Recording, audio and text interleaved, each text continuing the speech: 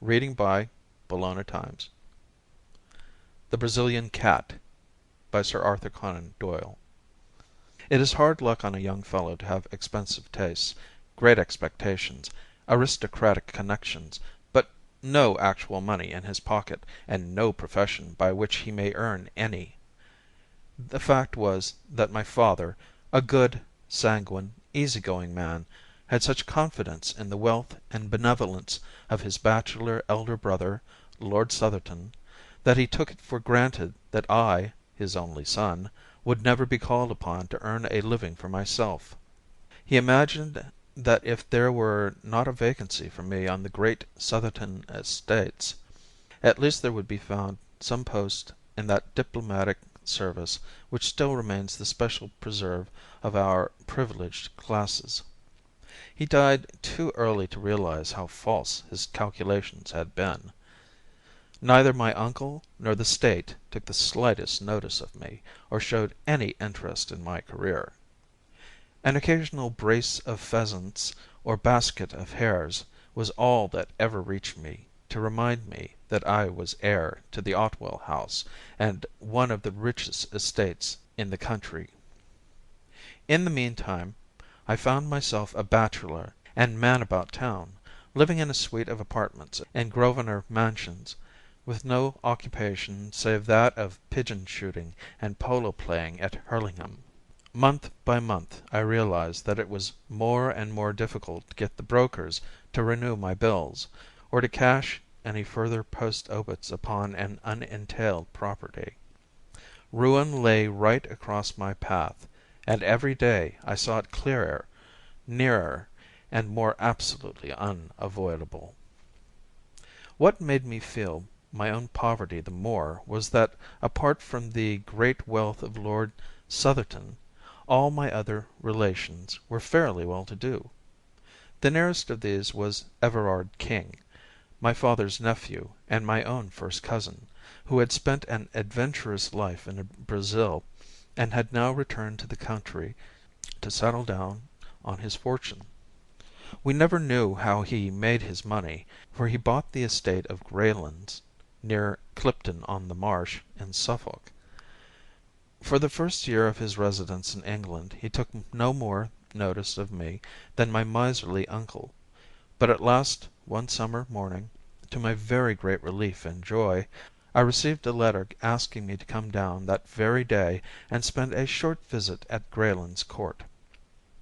I was expecting a rather long visit to Bankruptcy Court at the time, and this interruption seemed almost providential. If I only could get on terms with this unknown relative of mine, I might pull through yet. For the family credit, he could not let me go entirely to the wall.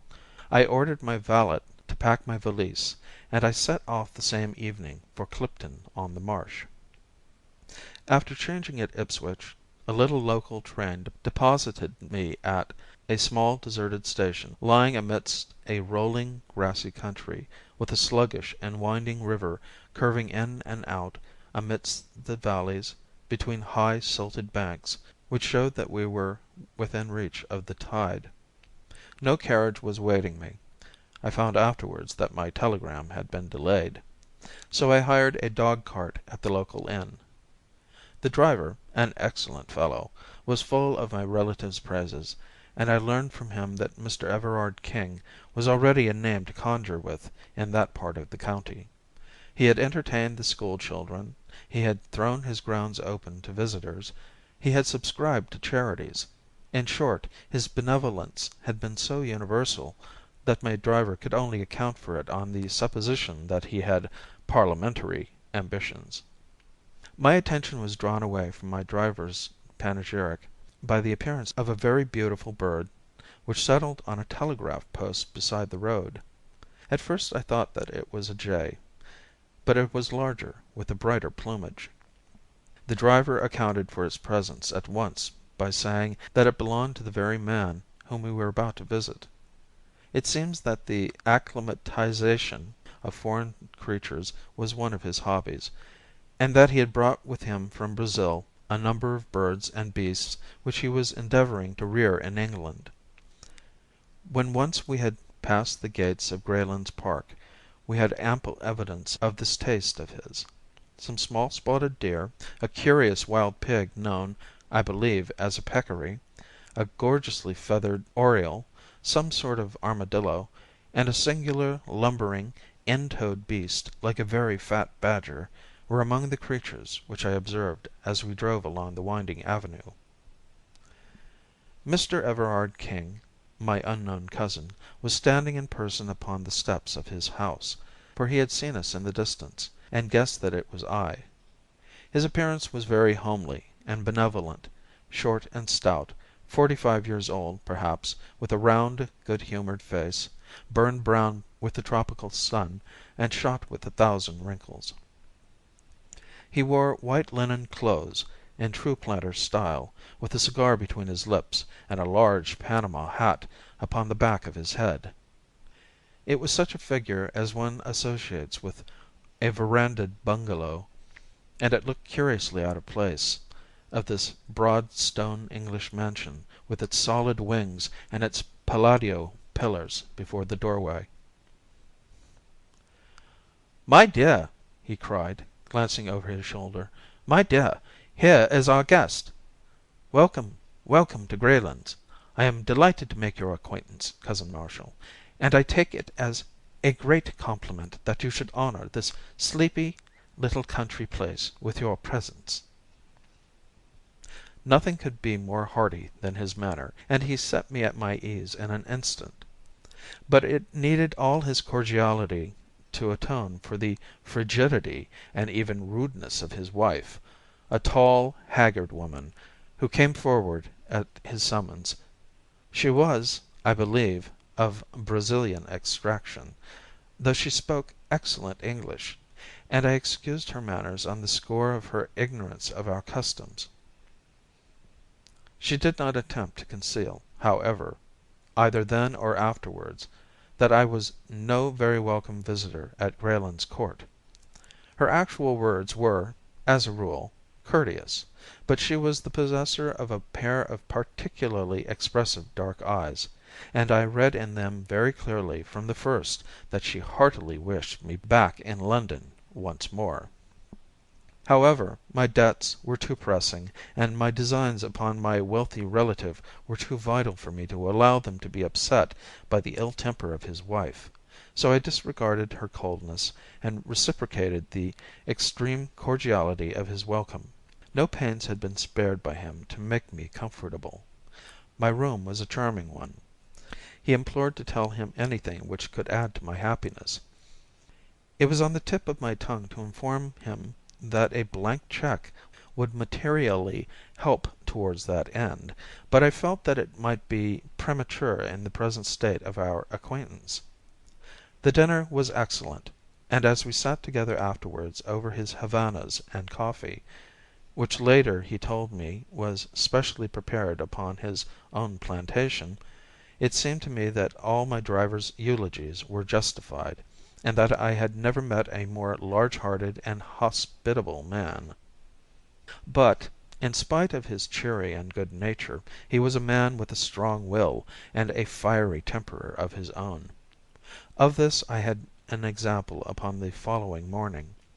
The curious aversion which Mrs. Everard King had conceived towards me was so strong, that her manner at breakfast was almost offensive.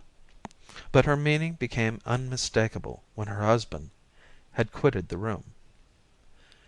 "The best train in the day is at 12:15," said she. "But I was not thinking of going to-day," I answered frankly, perhaps even defiantly, for I was determined not to be driven out by this woman. "Oh, if it rests with you," said she, and stopped with a most insolent expression in her eyes. "I am sure," I answered, "that Mr. Everard King would tell me if I were outstaying my welcome." "What's this? What's this?" said a voice, and there he was in the room. He had overheard my last words, and a glance at our faces had told him the rest. In an instant his chubby, cheery face set into an expression of absolute ferocity. "Might I trouble you to walk outside, Marshall?" said he. "I may mention that my own name is Marshall King." He closed the door behind me, and then for an instant I heard him talking in a low voice of concentrated passion to his wife. This gross breach of hospitality had evidently hit upon his tenderest point. I am no eavesdropper, so I walked out on to the lawn. Presently I heard a hurried step behind me, and there was the lady, her face pale with excitement, and her eyes red with tears. "My husband has asked me to apologize to you, Mr. Marshall King," said she, standing with downcast eyes before me. "Please do not say another word, Mrs. King." Her dark eyes suddenly blazed out at me. "You fool!" she hissed, with frantic vehemence, and turning on her heel swept back to the house. The insult was so outrageous, so insufferable, that I could only stand staring after her in bewilderment. I was still there when my host joined me. He was his cheery, chubby self once more. "I hope that my wife has apologized for her foolish remarks," said he. "Oh, yes, yes, certainly." He put his hand through my arm and walked with me up and down the lawn. "You must not take it seriously," said he. "It would grieve me inexpressibly if you curtailed your visit by 1 hour. The fact is there is no reason why there should be any concealment between relatives that my poor, dear wife is incredibly jealous. She hates that anyone, male or female, should for an instant come between us. Her ideal is a desert island and an eternal tete-a-tete. That gives you the clue to her actions, which are, I confess, upon this particular point, not very far removed from mania. Tell me that you will think no more of it." "No, no, certainly not." "Then light this cigar, and come round with me and see my little menagerie." The whole afternoon was occupied by this inspection, which included all the birds, beasts, and even reptiles which he had imported. Some were free, some in cages, a few actually in the house. He spoke with enthusiasm of his successes and his failures, his births and his deaths, and he would cry out in his delight, like a schoolboy, when, as we walked, some gaudy bird would flutter up from the grass, or some curious beast slink into the cover. Finally he led me down a corridor which extended from one wing of the house. At the end of this there was a heavy door with a sliding shutter in it, and beside it there projected from the wall an iron handle attached to a wheel and a drum. A line of stout bars extended across the passage. "I am about to show you the jewel of my collection," he said. "There is only one other specimen in Europe, now that the Rotterdam cub is dead. It is a Brazilian cat." "But how does that differ from any other cat?" "You will soon see that," said he, laughing. "Will you kindly draw that shutter and look through?" I did so, and found that I was gazing into a large empty room with stone flags and small barred windows upon the farther wall.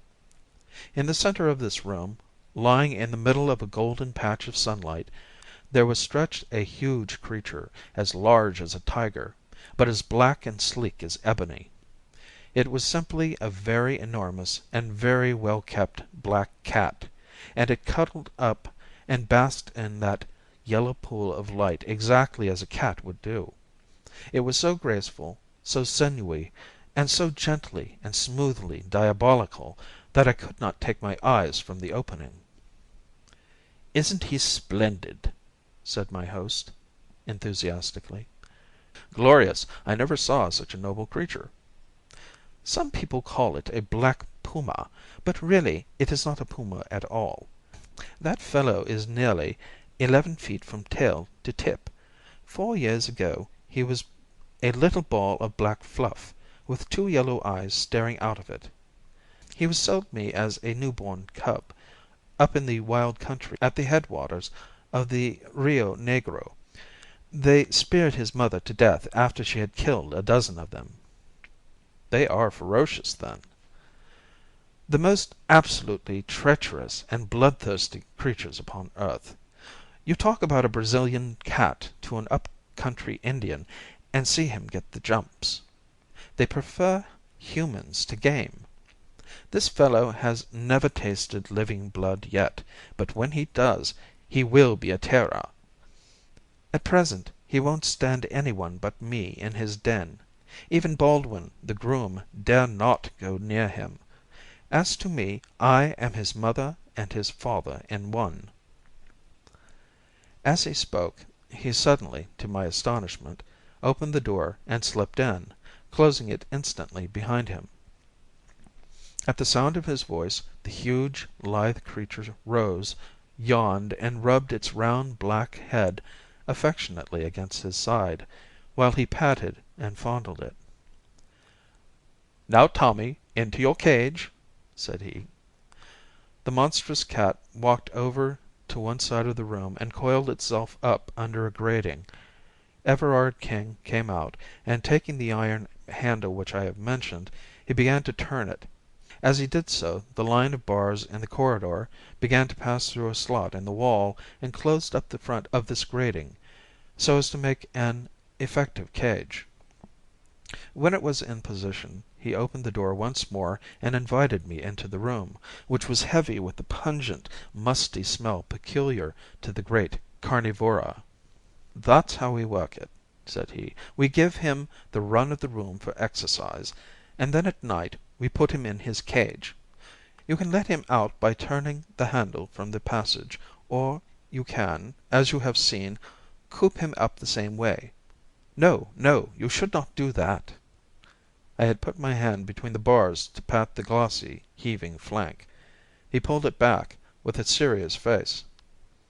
"I assure you that he is not safe. Don't imagine that because I can take liberties with him any one else can. He is very exclusive in his friends. Aren't you, Tommy? Ah, he hears his lunch coming to him. Don't you, boy?" A step sounded in the stone-flagged passage, and the creature had sprung to his feet and was pacing up and down the narrow cage, his yellow eyes gleaming, and his scarlet tongue rippling and quivering over the white line of his jagged teeth.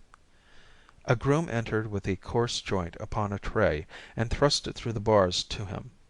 He pounced lightly upon it, carried it off to the corner, and there, holding it between his paws, tore and wrenched at it, raising his bloody muzzle every now and then to look at us.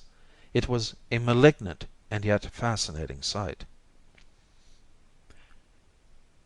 "You can't wonder that I am fond of him, can you?" said my host as we left the room. "Especially when you consider that I have had the rearing of him. It was no joke bringing him over from the centre of South America, but here he is safe and sound. And, as I have said, far the most perfect specimen in Europe. The people at the Zoo are dying to have him, but I really can't part with him. Now I think that I have inflicted my hobby upon you long enough, so we cannot do better than follow Tommy's example and go to our lunch." My South American relative was so engrossed by his grounds and their curious occupants that I hardly gave him credit at first for having any interests outside them. That he had some, and pressing ones, was soon borne in upon me by the number of telegrams which he received. They arrived at all hours, and were always opened by him with the utmost eagerness and anxiety upon his face.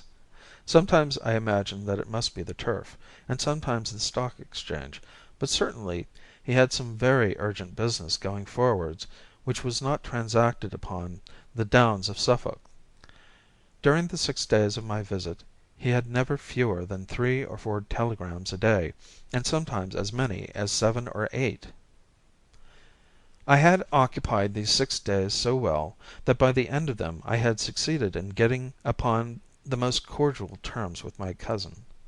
Every night we sat up late in the billiard room, he telling me the most extraordinary stories of his adventures in America. stories so desperate and reckless that I could hardly associate them with the brown little chubby man before me. In return, I ventured upon some of my own reminiscences of London life, which interested him so much that he vowed he would come up to Grosvenor Mansions and stay with me. He was anxious to see the faster side of city life, and certainly, though I say it, he could not have chosen a more competent guide. It was not until the last day of my visit that I ventured to approach that which was on my mind. I told him frankly about my pecuniary difficulties and my impending ruin, and I asked his advice, though I hoped for something more solid. He listened attentively, puffing hard at his cigar. "But surely," said he, "you are the heir to our relative, Lord Southerton." "I have every reason to believe so, but he would never make me any allowance." "No, no, I've heard of his miserly ways. My poor Marshall, your position has been a very hard one. By the way, have you heard any news of Lord Southerton's health lately?" "He has always been in a critical condition ever since my childhood." "Exactly. A creaking hinge, if ever there was one. Your inheritance may be a long way off. Dear me, how awkwardly situated you are." "I had some hope, sir, that you, knowing all the facts, might be inclined to advance—" "Don't say another word, my dear boy," he cried with the utmost cordiality. "We shall talk it over to night, and I give you my word that whatever is in my power shall be done." I was not sorry that my visit was drawing to a close, for it is unpleasant to feel that there is one person in the house who eagerly desires your departure. Mrs. King's sallow face and forbidding eyes had become more and more hateful to me. She was no longer actively rude. Her fear of her husband prevented her. But she pushed her insane jealousy to the extent of ignoring me, never addressing me, and in every way making my stay at Greylands as uncomfortable as she could. So offensive was her manner during that last day that I should certainly have left had it not been for that interview with my host in the evening which would, I hoped, retrieve my broken fortunes. It was very late when it occurred, for my relative, who had been receiving even more telegrams than usual during the day, went off to his study after dinner, and only emerged when the household had retired to bed. I heard him go round locking the doors, as custom was of a night, and finally he joined me in the billiard room. His stout figure was wrapped in a dressing gown, and he wore a pair of red Turkish slippers without any heels. Settling down into an armchair, he brewed himself a glass of grog, in which I could not help noticing that the whisky considerably predominated over the water. "My word," said he, "what a night!" It was, indeed. The wind was howling and screaming round the house, and the lattice windows rattled and shook as if they were coming in. The glow of the yellow lamps and the flavour of our cigars seemed the brighter and more fragrant for the contrast. "Now, my boy," said my host, "we have the house and the night to ourselves. Let me have an idea of how your affairs stand, and I will see what can be done to set them in order. I wish to hear every detail." Thus encouraged, I entered into a long exposition, in which all my tradesmen and creditors from my landlord to my valet figured in turn. I had notes in my pocket book, and I marshalled my facts and gave, I flatter myself, a very businesslike statement of my own unbusinesslike ways and lamentable position. I was depressed, however, to notice that my companion's eyes were vacant and his attention elsewhere. When he did occasionally throw out a remark it was so entirely perfunctory and pointless that I was sure he had not in the least followed my remarks. Every now and then he roused himself and put on some show of interest, asking me to repeat or to explain more fully, but it was always to sink once more into the same brown study. At last he arose and threw the end of his cigar into the grate. "I'll tell you what, my boy," said he, "I never had a head for figures. So you will excuse me. You must jot it all down upon paper, and let me have a note of the amount. I'll understand it when I see it in black and white."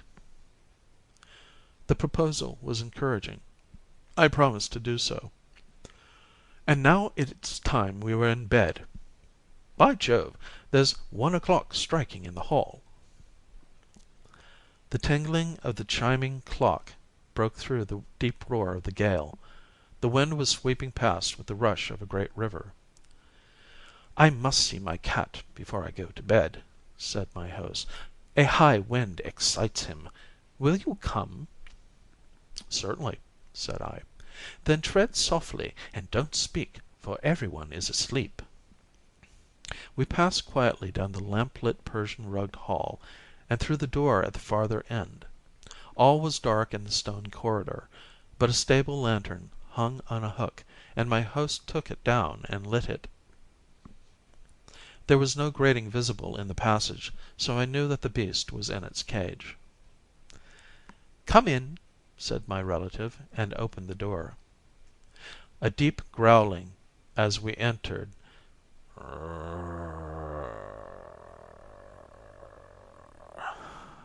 showed that the storm had really excited the creature. In the flickering light of the lantern we saw it, a huge black mass, coiled in the corner of its den, and throwing a squat, uncouth shadow upon the whitewashed wall. Its tail switched angrily among the straw. "Poor Tommy is not in the best of tempers," said Everard King, holding up the lantern and looking in at him. "What a black devil he looks, doesn't he? I must give him a little supper to put him in a better humour. Would you mind holding the lantern for a moment?" I took it from his hand, and he stepped to the door. "His larder is just outside here," said he. "You will excuse me for an instant, won't you?" He passed out, and the door shut with a sharp, metallic click behind him. That hard, crisp sound made my heart stand still. A sudden wave of terror passed over me. A vague perception of some monstrous treachery turned me cold. I sprang to the door, but there was no handle upon the inner side. "Here!" I cried. "Let me out!" "All right. Don't make a row," said my host from the passage. "You've got the light all right." "Yes, but I don't care about being locked in alone like this." "Don't you? Ha ha ha! You won't be alone long." "Let me out, sir," I repeated angrily. "I tell you I don't allow practical jokes of this sort." "Practical is the word," said he, with another hateful chuckle. And then suddenly I heard, amidst the roar of the storm, the creak and whine of the winch handle turning, and the rattle of the grating as it passed through the slot. Great God, he was letting loose the Brazilian cat! In the light of the lantern I saw the bars sliding slowly before me. Already there was an opening a foot wide in the farther end. With a scream I seized the last bar with my hands, and pulled with the strength of a madman. I was a madman, with rage and horror. For a minute or more I held the thing motionless. I knew that he was straining with all his force upon the handle, and that the leverage was sure to overcome me. I gave, inch by inch, my feet sliding along the stones, and all the time I begged and prayed this inhuman monster to save me from this horrible death. I conjured him by his kinship. I reminded him that I was his guest. I begged to know what harm I had ever done him.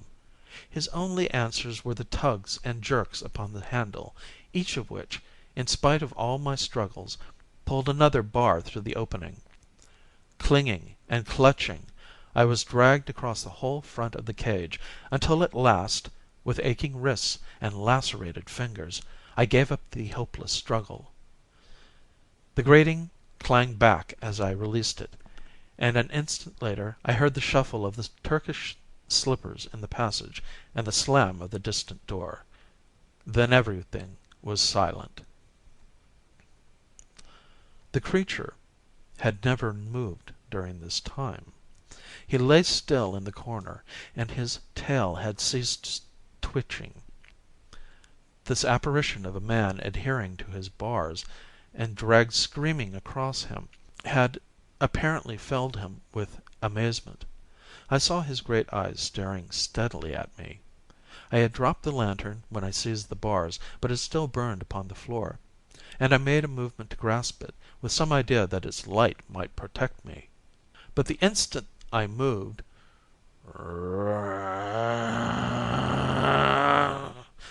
the beast gave a deep and menacing growl. I stopped and stood still, quivering with fear in every limb. The cat, if one may call so fearful a creature by so homely a name, was not more than 10 feet from me. The eyes glimmered like two disks of phosphorus in the darkness. They appalled and yet fascinated me. I could not take my own eyes from them. Nature plays strange tricks with us at such moments of intensity, and those glimmering lights waxed and waned with a steady rise and fall. Sometimes they seemed to be tiny points of extreme brilliancy, little electric sparks in the black obscurity. Then they would widen and widen until all that corner of the room was filled with their shifting and sinister light. And then suddenly they went out altogether. The beast had closed its eyes. I do not know whether there may be any truth in the old idea of the dominance of the human gaze, or whether the huge cat was simply drowsy, but the fact remains that, far from showing any symptom of attacking me, it simply rested its sleek black head upon its huge forepaws and seemed to sleep.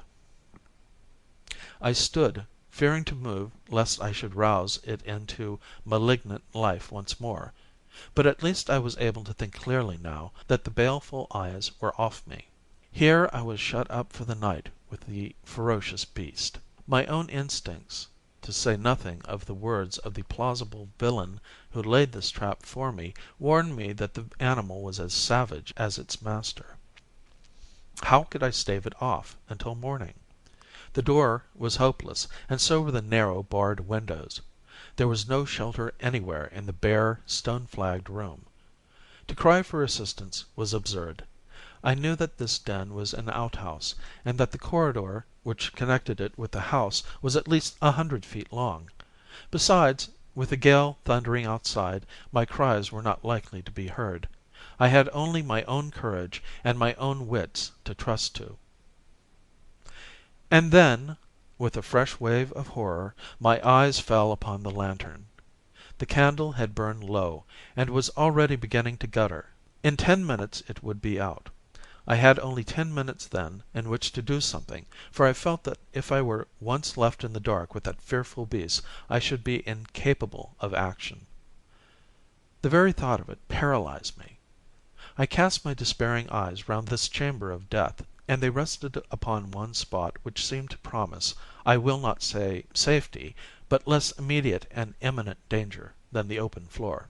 I have said that the cage had a top as well as a front, and this top was left standing when the front was wound through the slot in the wall. It consisted of bars at a few inches interval, with stout wire netting between, and it rested upon a strong stanchion at each end. It stood now as a great barred canopy over the crouching figure in the corner. The space between this iron shelf and the roof may have been from 2 or 3 feet. If I could only get up there, squeezed in between bars and ceiling, I should have only one vulnerable side. I should be safe from below, from behind, and from each side. Only on the open face of it could I be attacked. There, it is true, I had no protection whatever, but at least I should be out of the brute's path when he began to pace about his den. He would have to come out of his way to reach me. It was now or never, for if once the light were out it would be impossible. With a gulp in my throat I sprang up, seized the iron edge of the top, and swung myself panting onto it. I writhed in face downwards, and found myself looking straight into the terrible eyes and yawning jaws of the cat. Its fetid breath came up into my face like the steam from some foul pot. It appeared, however, to be rather curious than angry. With a sleek ripple of its long, black back, it rose, stretched itself, and then rearing itself on its hind legs, with one forepaw against the wall, it raised the other and drew its claws across the wire meshes beneath me. One sharp, white hook tore through my trousers, for I may mention that I was still in evening dress, and dug a furrow in my knee. It was not meant as an attack, but rather as an experiment, for upon my giving a sharp cry of pain he dropped down again, and springing lightly into the room he began walking swiftly around it, looking up every now and again in my direction.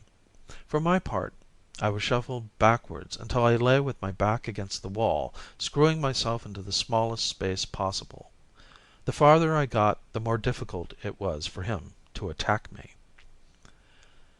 He seemed more excited now that he had begun to move about, and he ran swiftly and noiselessly round and round the den, passing continually underneath the iron couch upon which I lay. It was wonderful to see so great a bulk passing like a shadow, with hardly the softest thudding of velvety pads. The candle was burning low, so low that I could hardly see the creature, and then, with the last flare and splutter, it went out altogether. I was alone with the cat in the dark. It helps one to face a danger when one knows that one has done all that possibly can be done. There is nothing for it then but to quietly await the result. In this case there was no chance of safety anywhere except the precise spot where I was. I stretched myself out, therefore, and lay silently, almost breathlessly, hoping that the beast might forget my presence if I did nothing to remind him. I reckoned that it must already be 2 o'clock. At 4 it would be full dawn. I had not more than 2 hours to wait for daylight. Outside the storm was still raging, and the rain lashed continually against the little windows. Inside, the poisonous and fetid air was overpowering. I could neither hear nor see the cat. I tried to think about other things, but only one had power enough to draw my mind from my terrible position. That was the contemplation of my cousin's villainy, his unparalleled hypocrisy, his malignant hatred of me. Beneath that cheerful face there lurked the spirit of a medieval assassin. And as I thought of it, I saw more clearly how cunningly the thing had been arranged. He had apparently gone to bed with the others. No doubt he had his witness to prove it. Then, unknown to them, he had slipped down, had lured me into his den and abandoned me. His story would be so simple. He had left me to finish my cigar in the billiard room. I had gone down on my own account to have a last look at the cat. I had entered the room without observing that the cage was opened, and I had been caught. How could such a crime be brought home to him?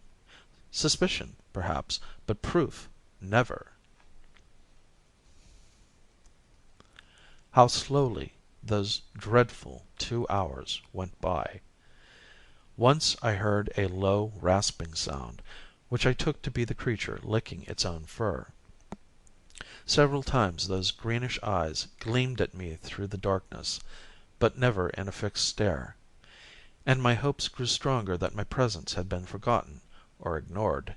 At last the least faint glimmer of light came through the windows. I first dimly saw them as two gray squares upon the black wall. Then gray turned to white, and I could see my terrible companion once more. And he, alas, could see me. It was evident to me at once that he was in a much more dangerous and aggressive mood than when I had seen him last. The cold of the morning had irritated him, and he was hungry as well. With a continual growl,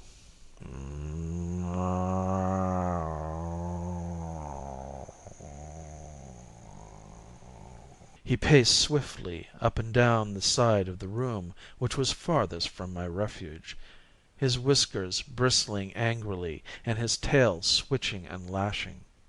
As he turned at the corners, his savage eyes always looked upwards at me with a dreadful menace.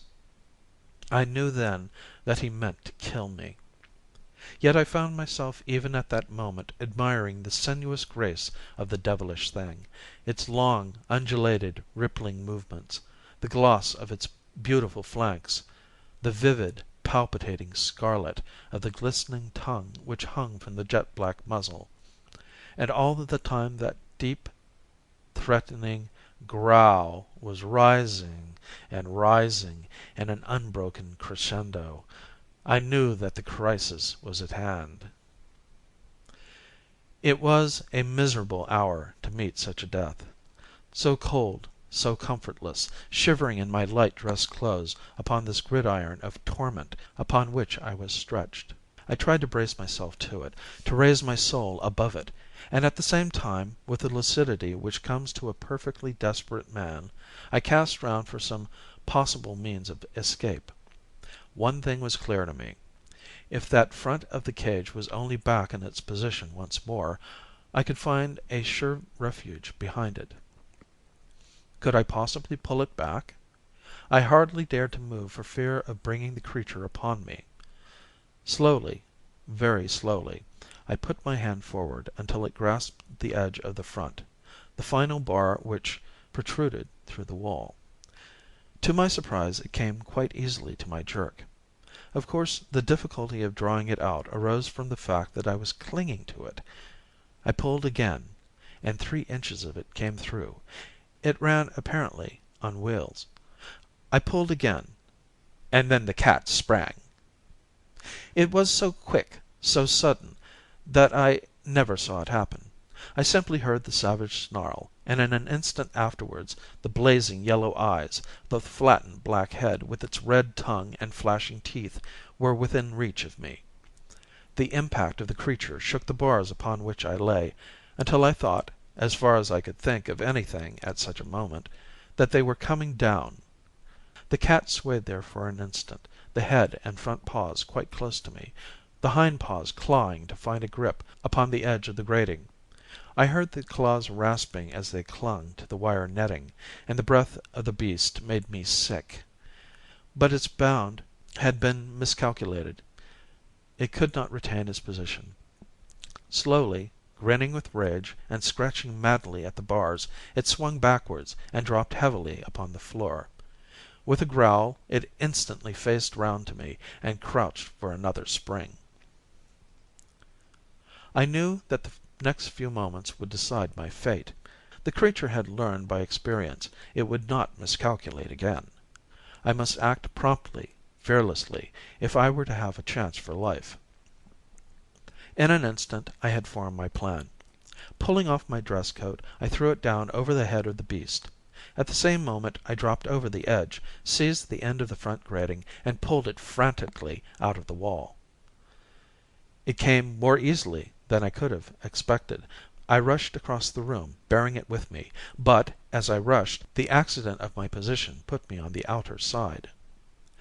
Had it been the other way, I might have come off scatheless. As it was, there was a moment's pause as I stopped it, and tried to pass in through the opening which I had left. That moment was enough to give time to the creature to toss off the coat with which I had blinded him, and to spring upon me. I hurled myself through the gap, and pulled the rails to behind me, but he seized my leg before I could entirely withdraw it. One stroke of that huge paw tore off my calf as a shaving of wood curls off before a plane. The next moment, bleeding and fainting, I was lying among the foul straw, with a line of friendly bars between me and the creature which ramped so frantically against them. Too wounded to move, and too faint to be conscious of fear, I could only lie, more dead than alive, and watch it. It pressed its broad black chest against the bars, and angled for me with its crooked paws, as I have seen a kitten do before a mouse trap. It ripped my clothes, but, Stretch as it would, it could not quite reach me. I have heard of the curious numbing effect produced by wounds from the great carnivora, and now I was destined to experience it, for I had lost all sense of personality, and was as interested in the cat's failure or success as if it were some game which I was watching. And then gradually my mind drifted away into strange, vague dreams, always with that black face and red tongue coming back into them, and so I lost myself in the nirvana of delirium, the blessed relief of those who are too sorely tried. Tracing the course of events afterwards, I conclude that I must have been insensible for about 2 hours. What roused me to consciousness once more was that sharp metallic click which had been the precursor of my terrible experience. It was the shooting back of the spring lock. Then, before my senses were clear enough to entirely apprehend what they saw, I was aware of the round, benevolent face of my cousin peering in through the open door. What he saw evidently amazed him. There was the cat crouching on the floor. I was stretched upon my back in my shirt sleeves within the cage, my trousers torn to ribbons, and a great pool of blood all round me. I can see his amazed face now, with the morning sunlight upon it. He peered at me, and peered again. Then he closed the door behind him, and advanced to the cage to see if I were really dead. I cannot undertake to say what happened. I was not in a fit state to witness or to chronicle such events. I can only say that I was suddenly conscious that his face was away from me, that he was looking towards the animal. "Good old Tommy!" he cried. "Good old Tommy!" Then he came near the bars, with his back still towards me. "Down, you stupid beast!" he roared. "Down, sir! Don't you know your master?"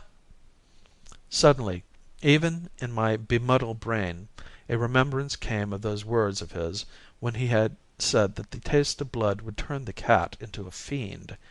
My blood had done it, but he was to pay the price. "Get away!" he screamed. "Get away, you devil! Baldwin! Baldwin! Oh, my God!" And then I heard him fall, and rise, and fall again, with a sound like the ripping of sacking. His screams grew fainter until they were lost in the worrying snarl. And then, after I thought that he was dead, I saw, as in a nightmare, a blinded, tattered, blood-soaked figure running wildly round the room, and that was the last glimpse which I had of him before I fainted once again.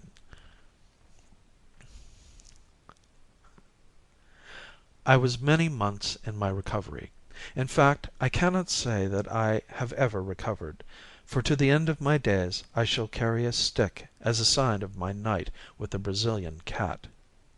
Baldwin, the groom, and the other servants could not tell what had occurred when, drawn by the death cries of their master, they found me behind the bars, and his remains, or what they afterwards discovered to be his remains, in the clutch of the creature which he had reared. They stalled him off with hot irons, and afterwards shot him through the loophole of the door, before they could finally extricate me. I was carried to my bedroom, and there, under the roof of my would-be murderer, I remained between life and death for several weeks. They had sent for a surgeon from Clipton and a nurse from London, and in a month I was able to be carried to the station, and so conveyed back once more to Grosvenor Mansions. I have one remembrance of that illness, which might have been part of the ever-changing panorama conjured up by a delirious brain, were it not so definitely fixed in my memory. One night, when the nurse was absent, the door of my chamber opened, and a tall woman in blackest mourning slipped into the room. She came across to me, and as she bent her sallow face, I saw by the faint gleam of the night light that it was the Brazilian woman whom my cousin had married. She stared intently into my face, and her expression was more kindly than I had ever seen it. "Are you conscious?" she asked. I feebly nodded, for I was still very weak. Well then, I only wish to say to you that you have yourself to blame. Did I not do all I could for you? From the beginning I tried to drive you from the house. By every means short of betraying my husband, I tried to save you from him. I knew that he had a reason for bringing you here. I knew that he would never let you get away from him. No one knew him as I knew him. We had suffered from him so long. I did not dare to tell you all this. He would have killed me. But I did my best for you. As things have turned out, you have been the best friend that I have ever had. You have set me free, and I fancied that nothing but death would do that. I am sorry if you are hurt, but I cannot reproach myself. I told you that you were a fool, and a fool you have been." She crept out of the room, the bitter, singular woman, and I was never destined to see her again. With what remained from her husband's property she went back to her native land, and I have heard that she afterwards took the veil at Pernambuco. It was not until I had been back in London for some time that the doctors pronounced me to be well enough to do business. It was not a very welcome permission to me, for I feared that it would be the signal for an inrush of creditors, but it was Summers, my lawyer, who first took advantage of it. "I am very glad to see that your lordship is doing much better," he said. "I have been waiting a long time to offer my congratulations." "What do you mean, Summers? This is no time for joking." "I mean what I say," he answered. "You have been Lord Southerton for the last 2 weeks, but we feared that it would retard your recovery if you were to learn it." Lord Southerton, one of the richest peers in England! I could not believe my ears. And then, suddenly, I thought of the time which had elapsed, and how it coincided with my injuries.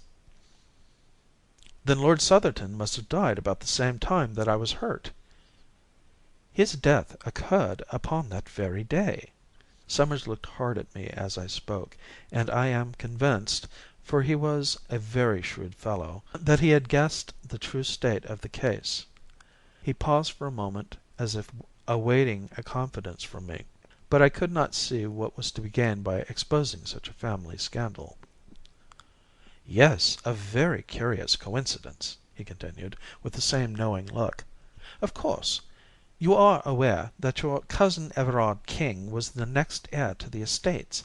Now, if it had been you instead of him who had been torn to pieces by this tiger, or whatever it was, then of course he would have been Lord Southerton at the present moment." "No doubt," said I. "And he took such an interest in it," said Summers. "I happen to know that the late Lord Southerton's valet was in his pay, and that he used to have telegrams from him every few hours to tell him how he was getting on. That would be about the time when you were down there. Was it not strange that he should wish to be so well informed, since he knew that he was not the direct heir?" "Very strange," said I. "And now, Summers, if you will bring me my bills and a new cheque book, we will begin to get things into order." End of The Brazilian Cat by Arthur Conan Doyle